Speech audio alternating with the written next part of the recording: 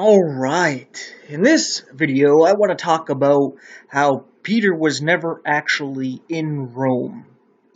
So I'm going to go through a couple of passages here. I'm not going to go too in depth, just enough to wet your whistle here, pique your interest to look into this more. In Acts chapter 28 at verse 17, it says, "And it came to pass that after 3 days Paul called the chief of the Jews together, and when they were come together, he said unto them, Men and brethren, though I have committed nothing against the people, or customs of our fathers, yet was I delivered prisoner from Jerusalem into the hands of the Romans." Why am I reading this?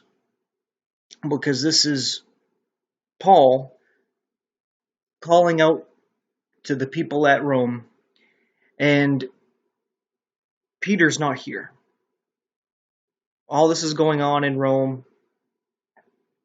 Surely Peter would know that Paul is arrested, he's on trial, he's going to Rome, and he's sent to be judged before Caesar. But there's no mention of Peter with Paul while he's doing this, right? There's no mention of Peter in any of the 7 epistles that Paul wrote while he was at Rome, right? No mention of being visited by Peter and talked to by Peter or anything like that. Something very important to take into consideration. Another one is over here in Romans chapter 15 at verse 21. It says, "But as it is written, to whom he was not spoken of, they shall see, and they have not heard shall understand, for which cause also I have been much hindered from coming to you." Now, I'm reading this because Paul is talking to the Romans, and he's talking to them about Jesus, whom no one spoke to him about, and they haven't heard anything about him, they haven't seen, and he's given them this message through the letter, and he's going to come visit them to preach to them, right? I believe this letter here, he also says that he's not going to build upon somebody else's foundation. He's establishing a church, and he's not building on somebody else's work, showing that Peter hadn't established a church in Rome, that Paul himself is establishing the church in Rome.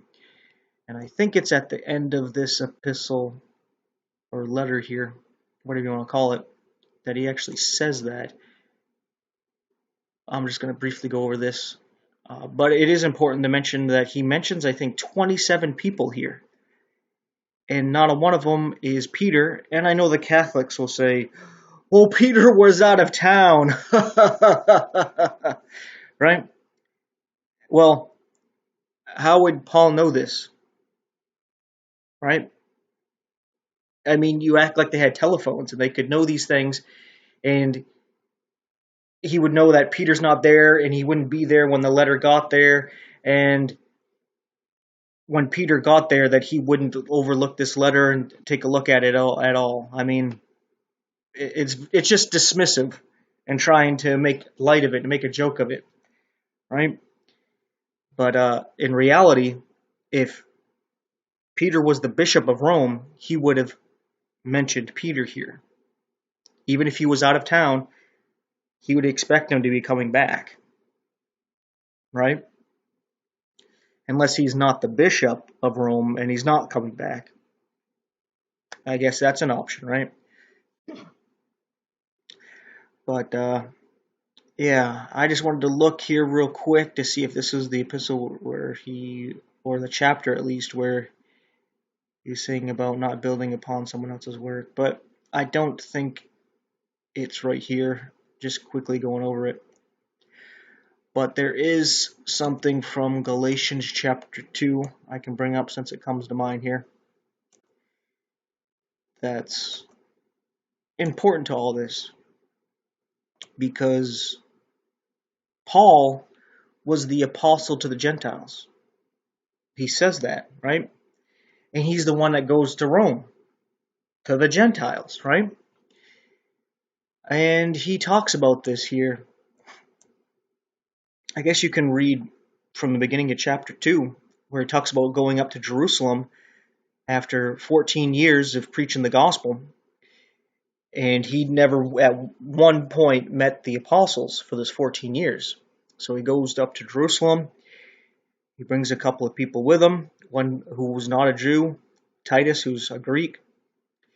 And he talks about him preaching the gospel there, the one that he preaches among the Gentiles.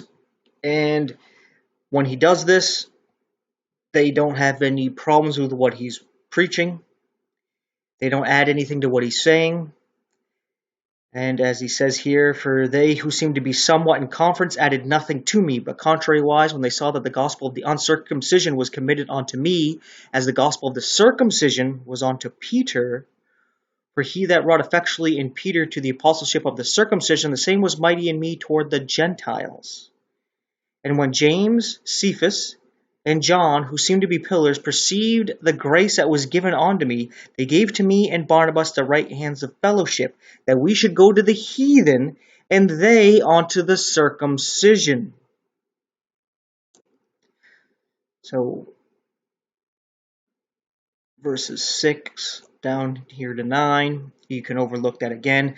He says it several times, that he was given revelation and made mighty towards the Gentiles, towards the heathen, and that James, Peter, also known as Cephas, the stone, and John were sent to the circumcision, or the Jews, right?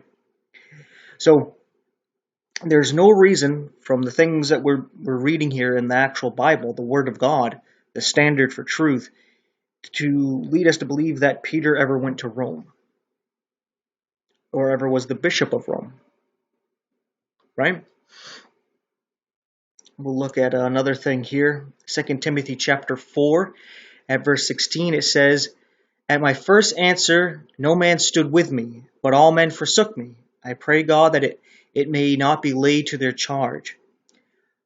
What Paul is talking about here is actually being tried in Rome. And he's saying all men forsook him. So if Peter was there, then Peter forsook him, right? But there's no mention of Peter ever being around for any of this, for any of the length of time that he was in prison going to Rome, or was in Rome as a prisoner. And I think he was spent at least 2 years there as a prisoner. And he wrote 7 epistles or letters to the churches. Nothing about Peter being there. Nothing about anybody else writing about Peter being there and talking with Paul at all. Because Paul's the one chosen to go to the heathen, to the Gentiles. Peter, the circumcision. As we read here in 1 Peter chapter 5, at verse 13, he says, The church that is at Babylon, elect together with you, salute you, and so doth Marcus, my son. So, here we see that Peter was out in Babylon, all the way towards Iraq, right? Because when Babylon was a great empire, Nebuchadnezzar went and conquered Israel and Judea and took the Jews captive.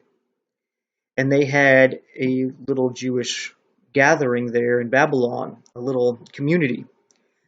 And Peter went out to Babylon to preach to the Jews because he was an apostle to the circumcision, right? But there's a couple things I'll say about this. One is a counter that a Catholic would say. But before I do that, I'd like to point out where he talks about Marcus, his son, where Peter was married and had children, right? There's nothing wrong with a bishop marrying and having children. Matter of fact, it's a requirement. What we read, I believe it's in 1 Timothy chapter 3. It might be 2 Timothy 3. Pretty sure it's 1 Timothy 3, where we read about the qualifications to be a bishop that's an overseer or a deacon. And it mentions about how they have to be married with children, showing that they could rule their family well, or else why would they be an overseer of the Church of God, right? This disqualifies not only the Catholic popes, but the cardinals and the majority of the bishops, because they've all taken a vow of celibacy and disqualify themselves from being a Christian bishop. Just wanted to point that out before I continue on with this. Now, some Catholics will say that, yeah, this is evidence that Peter was in Rome. And what they'll say is that Babylon here was Christian code for Rome, right? Because they didn't want to say Rome and say anything bad about Rome, so they would say Babylon instead, because if they said Rome, they would be persecuted, imprisoned, tortured, killed, the whole 9 yards possibly, right? So they would say Babylon instead of Rome.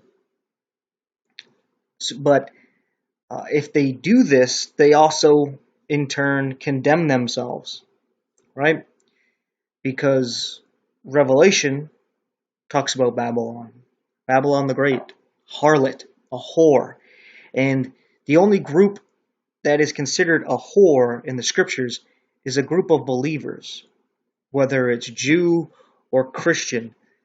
If the Jews go after other gods, like they said, we have no king but Caesar, they've committed spiritual adultery against God, they've become a whore. The church, they want to put the Pontifex Maximus, the high priest of the pagan religion of Rome, as their king, as their bishop of bishops. They've committed spiritually adultery against God. They've become a whore, right?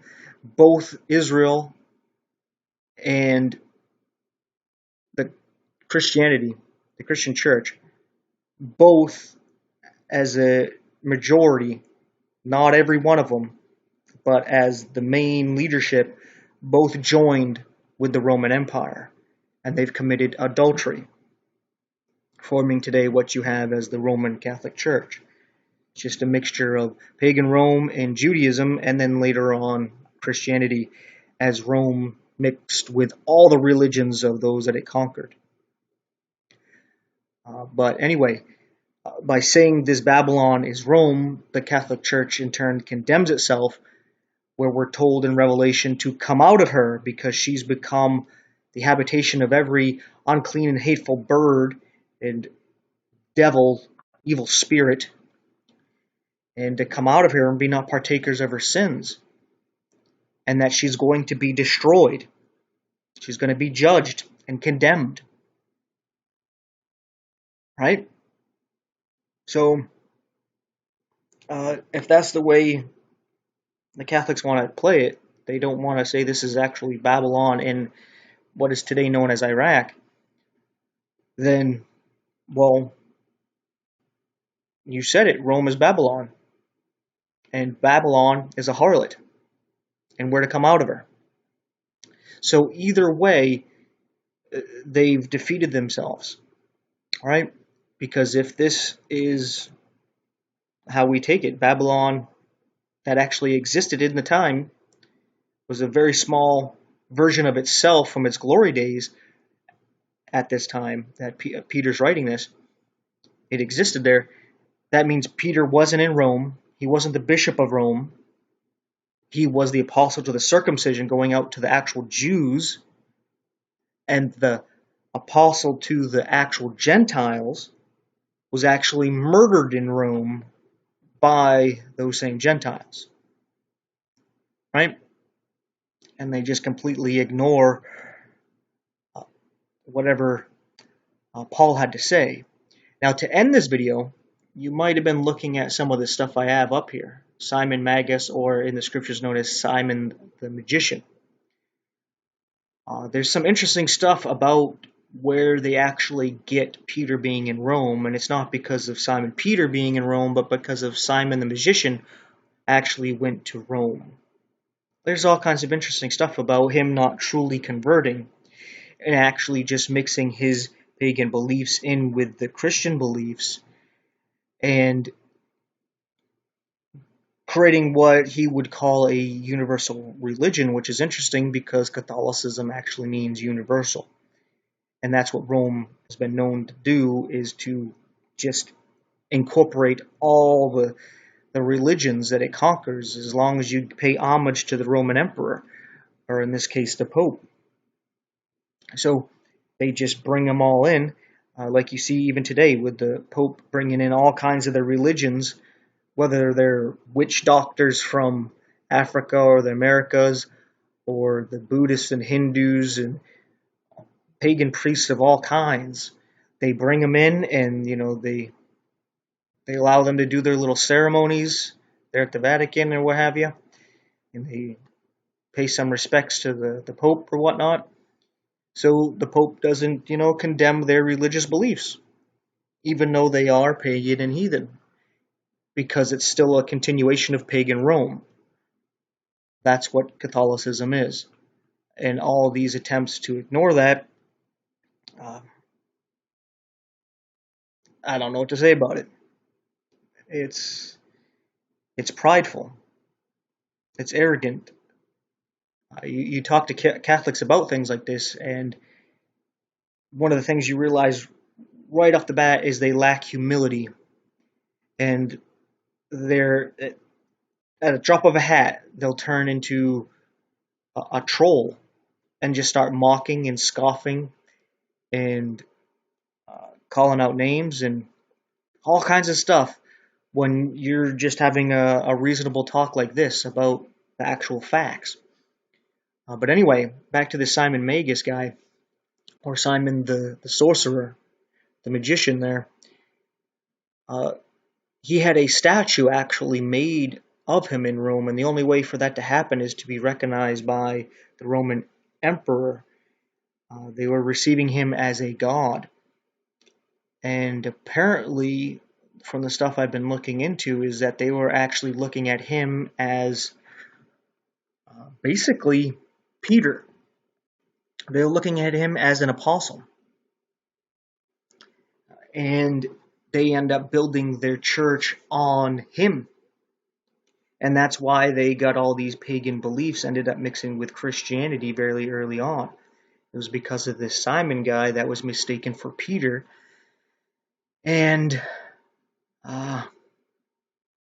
yeah, very interesting stuff. Some things you might want to look into yourself. But even if you want to ignore the whole Simon the sorcerer thing, we still have the scriptures, like I went over already. So, yeah, either Peter was never in Rome, such as he was in Babylon, or he was, and Rome has fallen into paganism, and Revelation tells us to come out of her. Right? So, either way, the Catholic Church is bogus. It's hoopla. It's foobar. Right? It's all those things. It's hogwash. And like I was saying, with these Catholics, when they come to this knowledge, that pride takes over, where they're like, no, I grew up in this. My whole family believes this. My friends believe this. It can't be wrong. I've been dedicating my life to this. No.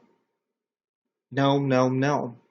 And all of a sudden they get that cognitive dissonance, and the brain starts short-circuiting, and these normally reasonable, caring people become very demonic. Like the demons come out really fast. Because when you're talking to these people and you're talking about history, you're talking about religion and politics, right? You're just talking. It's fine.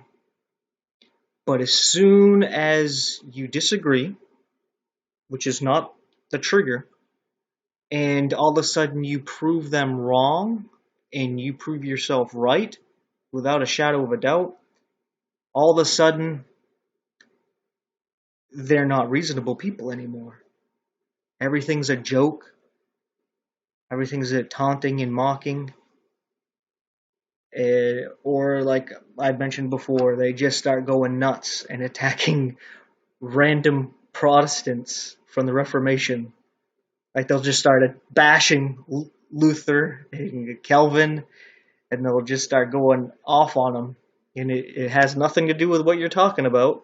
You're not Lutheran, you're not a Calvinist, but they're just gonna start beating on them because of what you said about the Catholic Church. They got to take out that frustration out on them, I guess. But some of the weirdest things is definitely something spiritual, because there's no reason for somebody to act like that. Uh, Another thing I was noticing is it seems very childish. And I've been studying Catholics for a while, and they've been actually indoctrinated in such a way that they are perpetual children. And I don't mean that in a sense where, oh, they're like humble, kind children, as Jesus wants us to be, where we're faithful and trusting, but made them children in the sense that they lack independence. Right? Like I bring a video like this to their attention and talk about this, and they have questions, and I talk to them about their questions, and I'll give them questions, and we'll talk about those questions, and they're not able to think for themselves. They're like, nope, the Pope said this, the Catholic Church says this, so it's true. It has to be true because the Catholic Church said it. And it's basically they have this mindset that the Catholic Church is their mom, right? And they go into this Waterboy. You seen the movie Waterboy with Adam Sandler? I can't remember his character's name in that movie, but he's always like, Mama said, Mama said, Mama said, right? And that's how the Catholics are. Mama said, Mama said, Mama said. Well, they're talking about the Catholic Church. But in reality, it doesn't matter. The truth's the truth. It doesn't matter what Mama said. But they have an emotional attachment to that. So you're hurting them when you do that. It's basically like you're saying your mom is a liar and she doesn't care about you. Right? That's something hurtful. So when you talk to these Catholics and you show them this thing, you got to take in mind that imagine them saying your mom is lying to you, doesn't care about you. You would be like, why would you say that? And of course you might get offended. And if you get caught up in it, you might respond emotionally. And that's how they act. Right? Even as adults, a lot of these Catholics I talk to are obviously older than I am. Yet this is how they still act. Even in their 50s and 60s, they become like children. Like that. Don't say that about my mama. And it's just like, but that's not your actual real mom. And that's not going to go well either, right? They're not the true church. They're not your true mother. But they've been raised by this abusive church. So, they got the Stockholm Syndrome. You just got to pray for them. But anyway, thanks for watching and take care.